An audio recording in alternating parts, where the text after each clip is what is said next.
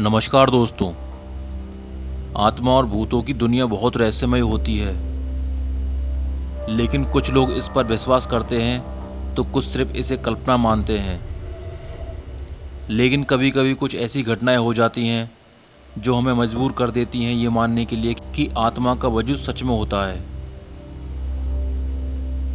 ये कहानी है लुधियाना में रहने वाले विक्रम की।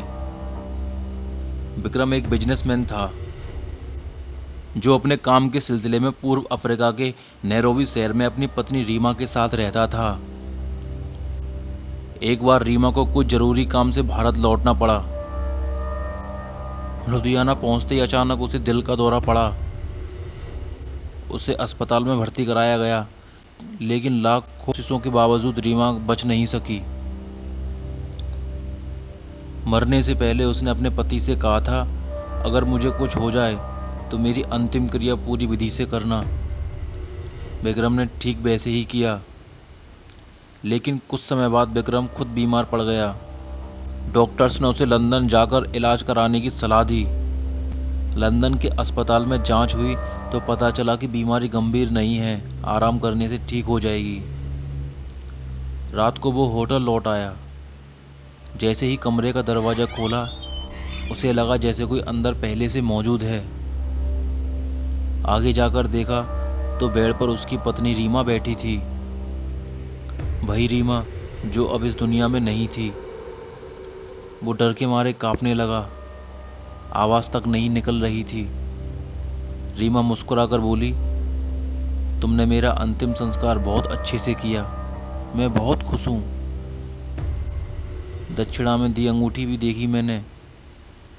मैं तुम्हारे साथ अफ्रीका से लंदन तक आई हूँ। डॉक्टर्स ने जब कहा कि तुम ठीक हो जाओगे, तब मुझे बहुत सुकून मिला। अब विक्रम का डर दूर हो गया। उसे लगने लगा कि रीमा की आत्मा अब भी उसकी चिंता करती है, उसकी रक्षा कर रही है। विक्रम का बेटा अर्जुन अफ्रीका में पढ़ाई कर रहा था। एक रात उसके अपार्टमेंट में अचानक शॉर्ट सर्किट से आग लग गई। उस समय अर्जुन गहरी नींद में सो रहा था। अचानक उसकी आंख खुली और उसने देखा कि कोई उसे उठाकर बाहर ले जा रहा है। चारों तरफ आग ही आग थी, लेकिन उसे कोई नहीं दिख रहा था।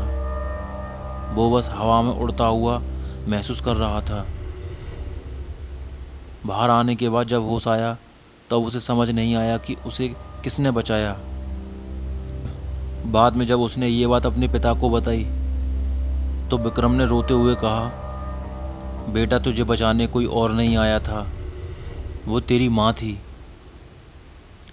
5 साल बीत गए। एक रात रीमा फिर विक्रम के सामने आई।